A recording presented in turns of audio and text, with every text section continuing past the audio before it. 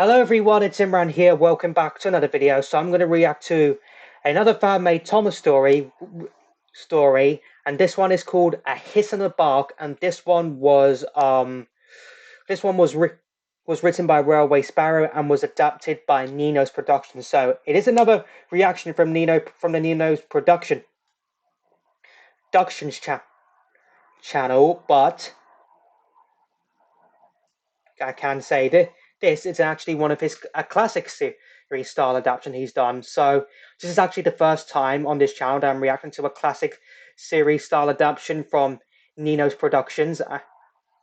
He obviously has done a bunch of them on his channel before he kind of shifted the main focus to CGI. His CGI fan made CGI Thomas series, Thomas and Friends Continued. And I was thinking about what other video I should react to next. And I was like, you know what? I'll react to A Hiss and a Bark, because this is a story I actually seen and I've actually wanted to react to for some time, but I haven't had the chance. So yeah, Hiss and a Bark will definitely be a video that I'll react to. So yeah, the last video I reacted to from Nino's Productions was the latest episode 6 of Thomas and Friends Continued. If you want to go check that out, it's going to be in the top right corner of your screen. I reacted to it the other day. Really do enjoy Nino's videos, particularly whenever it's a classic series style episode or an episode from the CGI Thomas and Friends Continued series. He does ignore the background is up right there. So yeah, it's going to be, looks like it's a story centered around Thomas and Daisy. It is really enjoy when those two when they're paired together in a story, just goes so well. And yeah, that's basically all I got to say. Links to the video I'm reacting to in the description down below as always. So without further ado, let's just go ahead, get straight into this. I think this will be something to do with dogs as well. That's Petrie. Fuck's sake. Mate, why do these guys not move? I'm in a fast lap. Is that Max Verstappen up right there? A hiss? Right there.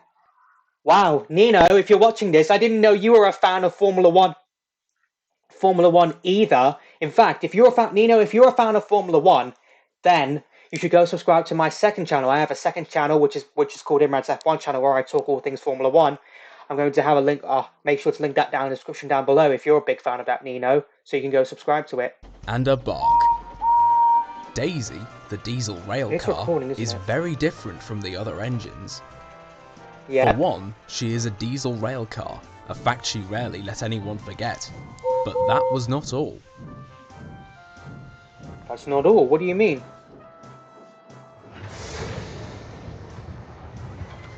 Daisy was much longer than the small tank engines and tram on Thomas's branch line, so she didn't fit in the engine shed. This, however, suited her well, and instead she would sleep in the carriage shed with Annie, Clarabelle and Henrietta. Okay. And this arrangement suited them well. Definitely But does. One day, as Daisy sat at the river station, she saw Thomas coming in with a coach behind Annie and Clarabelle. Oh, it's Thomas's special coach. It was longer coach. than them and looked fancier too. My, Thomas! Seeing sense at last and getting some proper coaches? Daisy laughed rudely. Ooh. Annie and Clarabelle were most hurt. I would never, Thomas huffed. This is my special coach. It's part of Gordon's Express and my branch trains. However, Thomas continued What sheepishly, station? Is that supposed to be Elsbridge? the points are jammed in the yard, so... The RWS Elsbridge? You know, how Elsbridge appeared in the Railway series and not in TVS? I would like to know that. I had to bring it back with me. He paused with a smug look on his face. Oh. Good thing you kept the space warm for it in the carriage shed. He laughed. Daisy was speechless. But that didn't last long. You can't put it there. Where will I sleep? She hissed. Oh, but I can. You'll have to sleep outside. Thomas chuckled as he popped, leaving Classic Daisy Thomas at a loss right for there. words. As night fell, Daisy oiled up to the shed sulkily. Percy joined Thomas in his teasing, but Toby was more sympathetic. It'll be cold out tonight, he warned softly. Daisy shuddered. Oh, that's I not know, good. he smiled warmly. Let's play a game. My fireman told me about one that people play where they have to guess what object you are. once you give him some hints. Thomas just scoffed. I already know what object I am, he said flatly. Yep, That you're a finally tank brought a engine. smile to Daisy's face. Well, let's try it anyway, Toby laughed. Oh yes, now. I like lots of attention from the passengers. I purr loudly in the station, and I never listen to what I'm told. Sounds like Daisy to me, Thomas laughed. Daisy Oh! pouted. It's the Thomas station being master's savage cat, right there. Percy butted in innocently, before further arguments could occur. Correct! Ah, cat! Your go, Thomas, Toby called, but Thomas wasn't listening. Now you mention it, Toby, he began with a cheeky look in his eye. Oh no. Daisy really is just a big pussycat. What they meant I shall not repeat, but the words that flew from Daisy's mouth shut the whole shed up for the night. Oh. You shouldn't have said that, Thomas. That looks like the RWS Farquhar, it does. Yep, it's the Railway next day, Series however, Farquhar. Thomas would not let up. As Daisy rolled out past the platform, he spotted some oil dripping from her filler cap. He called out cheekily, "Oh, Daisy, are you not house-trained?" Oh, He classic chuckled. Thomas, right here. Daisy ignored him and rolled off to collect the milk van. Even pulling that dirty thing was better than listening to Thomas. But Yeah. that only made the teasing worse. As she backed down into the dairy siding, Thomas called out once more, "Cats do love milk, don't they?" Daisy just went red in the face and raced off with the van before he could say any more. I don't blame you, Daisy. If Thomas was constantly teasing At me like first, that... Percy and Toby thought it was a fun joke. But as the days went on and the special coach left the yard, allowing Daisy to return to the carriage shed, Thomas persisted.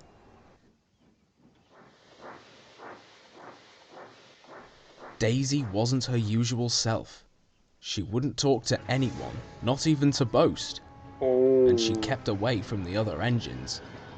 Toby grew worried, but he could never find a way to talk to Daisy without her running off. A few days later, he put together a plan and whispered it to his driver. Well, what's the plan? "We'll do it tonight," the driver agreed. Toby was at the quarry with Henrietta, ready to pick up the workmen. What's the plan? What's the plan? I can't believe Thomas was actually that rude to Daisy. He had just set off when he came to a sudden halt over the points at the quarry entrance. "What's Ooh. wrong?" the foreman asked. What? "I don't know.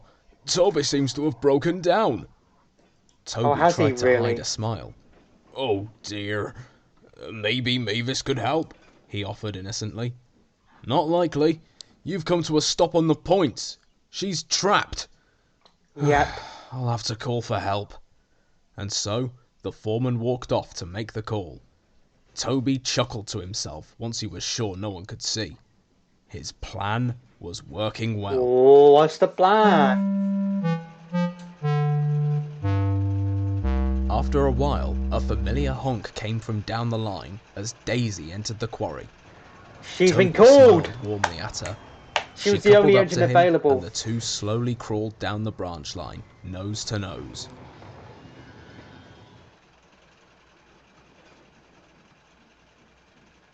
Nose to nose. Is this where he's going to get her to open up? Yep, this is where he's going to get her to open up. "Daisy, I'm sorry if Thomas's jokes have upset you," he offered quietly. "He doesn't know when to stop." Daisy sighed.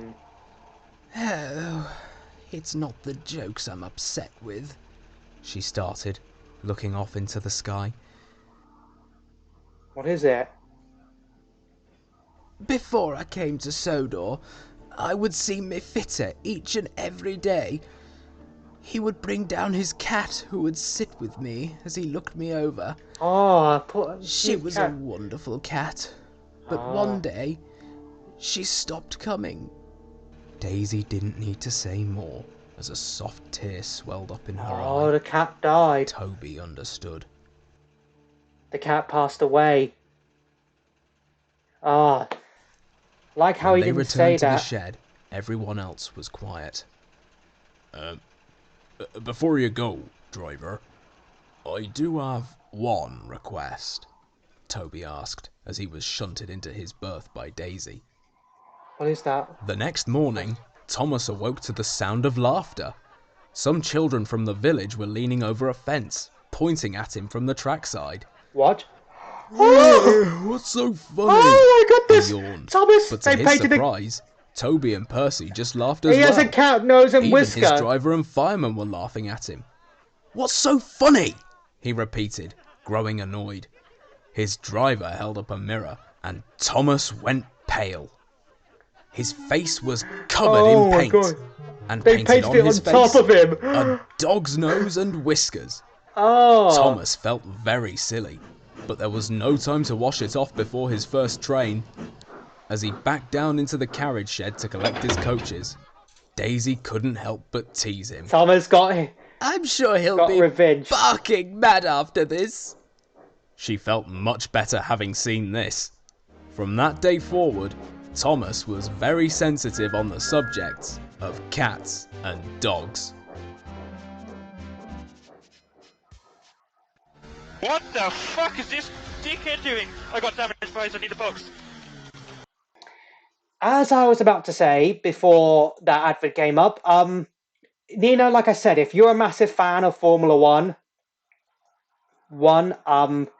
feel free to subscribe to my second channel, my Formula One channel, which is a link to that in the description down below. So, wow, I was not expecting that. I was not expecting that Thomas was able to get back at Thomas right there.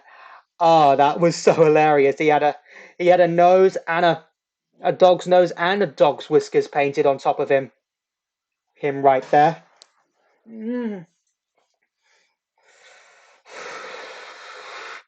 I was not expecting that whatsoever for Daisy and Toby to get him back in the most brutal way possible. I mean, very sensitive on the subject of cats and dogs indeed from that day on. I mean, Thomas was just his usual classic series personality right there when he was full of confidence right there of running his branch line by himself. I mean, that's just typical Thomas fashion right there. Oh wow, that was hilarious. That was literally hilarious just seeing Thomas. That's my thumbnail. That's the thumbnail right there. The thumbnail right there is definitely going to be that Thomas right there. Thumbnail, end of story. But that was a nice story. I mean, all I gotta say is poor Daisy. She really loved seeing that cat come to her before she came to Solar, and obviously, sadly, the cat passed away. Oh, I really hope that Thomas has learned his lesson from that you shouldn't make fun. I mean, I think Daisy should also have told that story to Thomas as well, so Thomas could gain a deeper understanding as to why Daisy's so sensitive when it comes to these sort of things. But hey, what's done is done now. But it led to a very funny revenge prank being pulled on right there, I must say. So yeah, definitely an enjoyable classic series story right there. Definitely one I felt like would have fitted in the TBS series too. And Railway Sparrow did a pretty good job writing the story. And also, Nino, if you're watching this, your